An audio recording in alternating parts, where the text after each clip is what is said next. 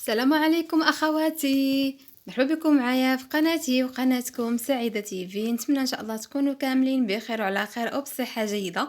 كما كتلاحظوا معايا اليوم جبت لكم وصفه جديده. هاد الوصفه عباره على صابلي بريستيج، كيجي رائع، كيجي زوين بزاف في المذاق وكيجي الشكل ديالو رائع، كيجي راقي في هكا في الشكل ديالو. نتمنى ان شاء الله هاد الوصفه تنال ديال الاعجاب ديالكم وتنال الاستحسان ديالكم. ما الا بغيتو تعرفوا الطريقه ديال التحضير فما عليكم غير تشاهدوا الفيديو حتى الاخير باش هكا تعرفوا على المقادير وطريقه التحضير. يلا تابعوا معايا. كما كتشوفوا معايا اخواتي، بالنسبه للمقادير هنايا كنحتاج كاس ونص ديال الزيت النباتيه اولا زيت المائده، وعندي كاس ونص من سكر ثقيل اولا سكر كلاصي، عندي 3 ديال البيضات، عندي 2 معالقين كبار من النيدو اولا الحليب المجفف، وعندي هنايا المارغرين اللي خاصه بالحلويات. عندي هنا انا اللذة، راه ممكن تستعملوا اي ماركه، فيها 250 غرام. وعندي هنا النكهه ديال الحامض كما كتشوفوا معايا. الا ما كانش عندكم هاد النكهه راه ممكن تستعملوا قشور ديال الحامض اولا قشور ديال الليمون. المهم نتوما المهم نتوما على حسب الذوق ديالكم. وعندي هنا الدقيق على حسب الخليط. ممكن تستعملوا ايضا البودره ديال اللوز، ممكن تستعملوا اي حاجه. كناخذ زلافه اولا اناء اللي غتعجنوا فيه الحلوه ديالكم. عندي هنايا الزبده كنقطعها الى مكعبات صغارين باش هكا تساعدني في الخدمه. من الاحسن الاخوات تاخذوا الزبده تحيدوها من الثلاجه الا كان عندكم في الثلاجه باش هكا تسهل عليكم في الخدمه. وكنضيف ليها كاس ونص بعبار كاس عنبه من سكر كلاصي. صافي وكنعجن مزيان هاد الزبده مع السكر كلاصي حتى كتذوب ليا الزبده وكيتجانس ليا الخليط وكتولي ليا حتى كيتخلط ليا وكيولي ليا خليط واحد. كما كتشوفوا معايا انا هنايا الخليط ديالي راه تخلط مزيان والزبده دابت مزيان مع السكر كلاصي. دابا غادي نضيف ليها كما كتلاحظوا معايا كاس ونص بعبار كاس العنبه من الزيت النباتيه اولا زيت المائده. انا الاخوات راه ديجا هنايا عبرتهم وحطيتهم هكا في الزليفات. صافي كنخلط الخليط ديالي على هذا الشكل كما كتشوفوا معايا حتى كيندمجوا ليا هاد المكونات وكيوليو ليا خليط واحد كما كتشوفوا معايا.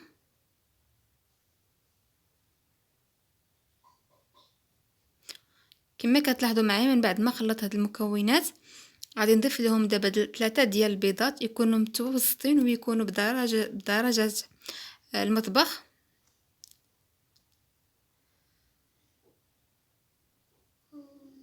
كنخلط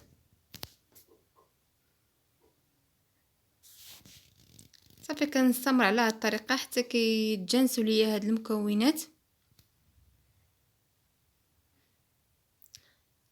ومن بعد غادي نضيف الدقيق والدقيق على حسب الخليط.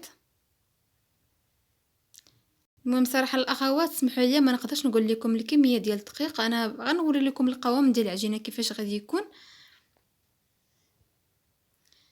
وهنا ضفت هنايا النيدو اولا الحليب المجفف 2 معالق كبار او 3 معالق على حسب الرغبه.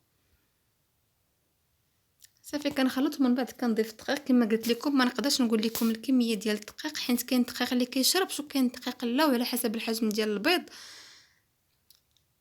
المهم غير حتى تجمع لكم العجينه وما تدلكوهاش، غير تجمعوهم غير الاطراف ديال الاصابع كما كتشوفوا معايا كيفاش كندير انايا.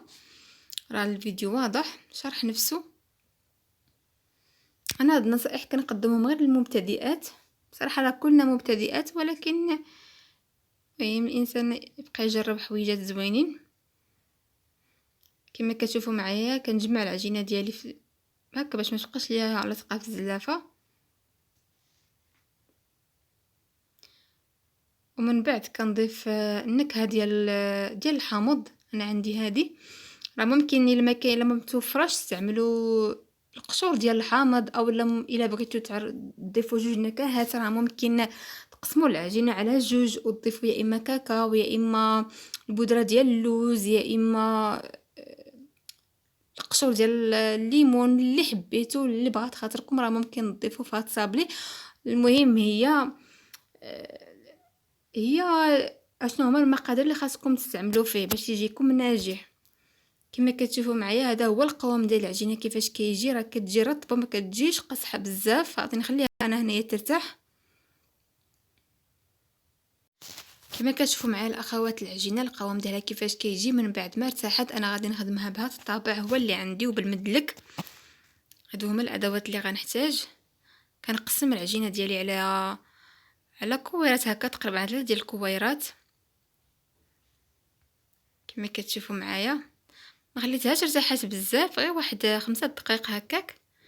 كنديرها ما بين 2 بلاستيكات هكا باش تجيني الخدمه سهله وما تجينيش كتلتصق في المدلك.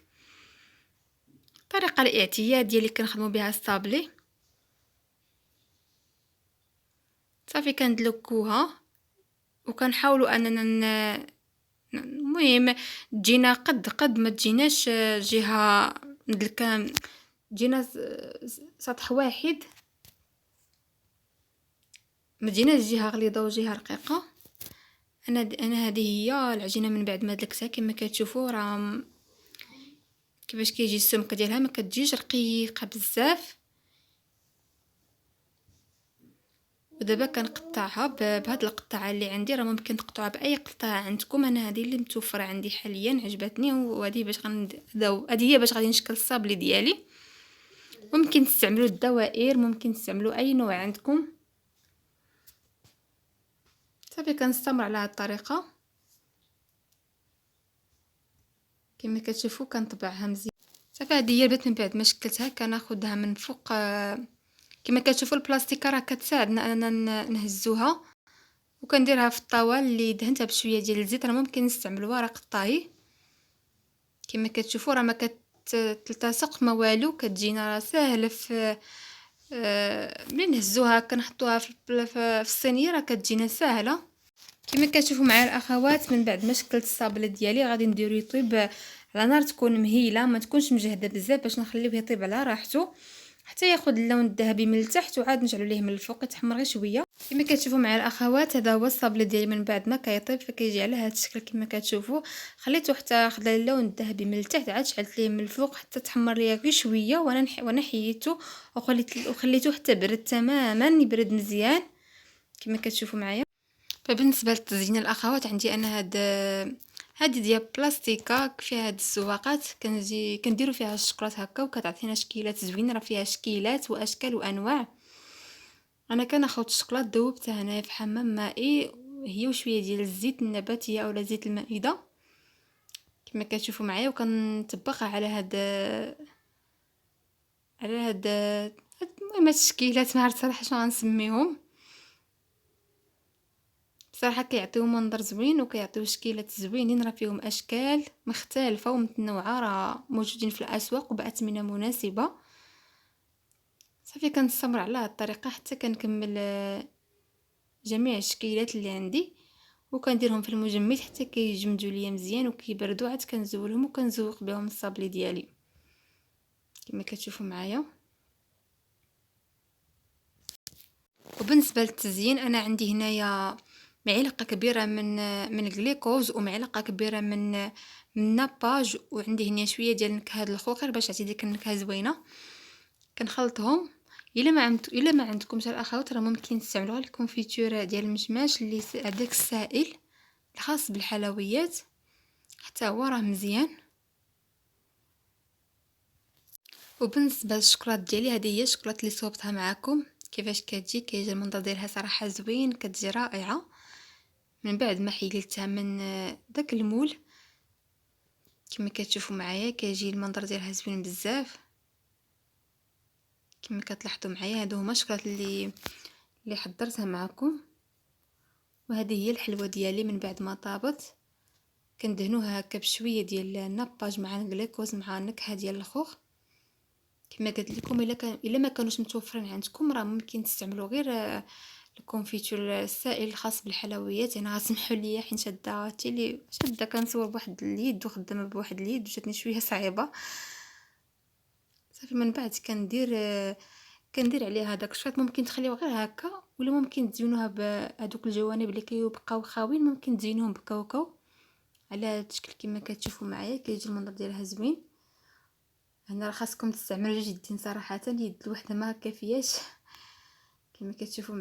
كما كتشوفوا معايا الاخوات، نعاود معكم المره الثانيه. نتمنى ان شاء الله الفكره تكون واضحه. نتا راكا كنخدمها غير بواحد اليد كما كتشوفوا معايا. نسيت الحلوه ديالي درتها في الخليط اللي ذكرت معكم قبل، الكليكوز والناباج، ودرتها في دوك الجوانب، درت ليهم كاوكاو اللي هرمشته من قبل وحمرته في الفران على هذا الشكل. صراحه هاد الطريقه جاتني عمليه اكثر في الاولى اللي وريت لكم. صافي على هذا الشكل. ممكن كنقاد كاوكاو من باش يجيني غير في الجوانب، وكندير شكلاطه ديالي اللي صوبتها معكم من قبل.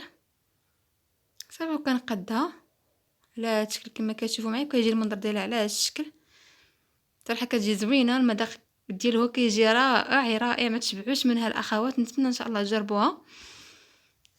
وهذه هي الحلوه ديالي من بعد ما كملتها وزينتها. صراحه الصاب الاخرين ما درت لهم الشوكولاته، درت لهم غير الكاوكاو. كما كتشوفوا المنظر ديالهم حتى هو كيجي زوين. كما قلت لكم راه ممكن تلعبوا غير بالاشكال وبطريقه ديال التقديم، راه كتجي رائعه. راه صاب اللي ممكن ديروا اي زواقه عندكم اي حاجه. فنتمنى ان شاء الله تنال الاعجاب ديالكم. الى عجبتكم كما العاده ما تنسوش انكم تدعموني بلي لايك، واللي اول مره كيشوف القناه ما ينساش انه يضغط على زر الاشتراك ويفعل الجرس باش هكا يوصلكم كل جديد. والسلام عليكم ورحمه الله تعالى وبركاته. دمتم سالمين والى اللقاء.